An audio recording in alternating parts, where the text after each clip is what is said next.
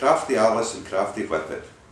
They can't make it at the moment because they're in the kitchen making my lunch, as they should be. So I've just decided to show you how to mutilate cards in, well, one easy stage really.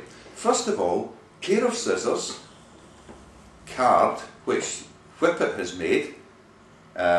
You'll notice that the wee bit at the bottom here isn't on straight. So, going ahead.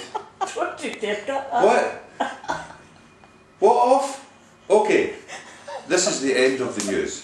Thank you and see you next week.